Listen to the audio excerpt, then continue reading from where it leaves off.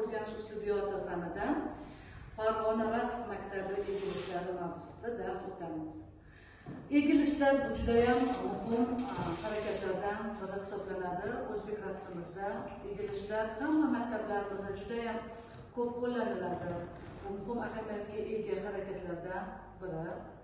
Farg'ona raqs maktabida tabiatga qiyos qilganimiz uchun kuchli, juda ham ko'p egilishlar qo'llaniladi. Bu oddiy egilishchan, murakkab egilishlar deyilgan taqsimlar bor. Biz hozir oddiy egilishlarni o'tamiz. Oddiy egilishlarimiz juda ham turli bo'lishi mumkin. Qo'llarimiz har xil holatlarda bajarilishi mumkin. Oddiy egilishlarimizdan birinchi turi qo'llarimizni 3-holatga olamiz. Tomoshabinga yonchalab turib, oyog'imizni 4-holatga ochamiz. 4-holatga ochganimizda tayanch oyog'imiz chap oyog'imiz hisoblanadi. Mana shu yonchalab tomoshabinga yuzimiz bilan qaralib, oddiy sekin egilishimiz bor. Bu egilishda faqat mana shu yelkalarimiz orqaga ketadi. Egilganimizda tayanch oyog'imiz bukilib qolmaydi. Oldindagi oyog'imiz ham tekis turadi. Tayanch oyog'i ham oldindagi ishlaydigan oyog'imiz ham tekis bo'lib turadi. Bu egilishimizda faqat yelkalarimizni ahamiyat berishimiz kerak. Yelkalarimiz bilan egilib, yana yelkalarimiz bilan turamiz. Mana shu egilish paytida tayanch oyog'imizga o'tirib qolmaslikka ham ahamiyat berishimiz kerak. Tayanch oyog'imiz, gavdamiz tepaga ko'tarilib turadi.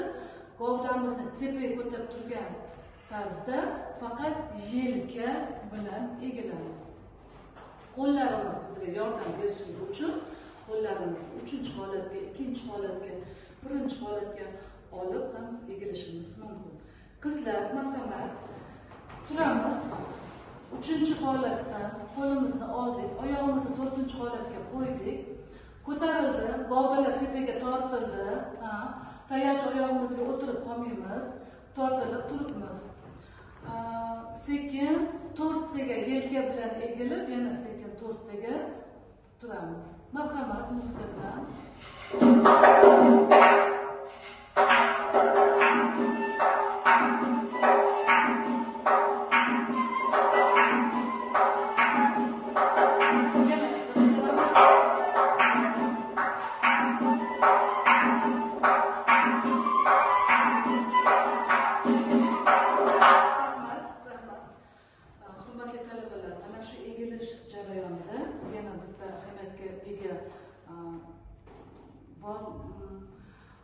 Egilgan, mana shu yelkamiz egilib ketgan paytida gavdamiz oldiga chiqib ketmasligi kerak.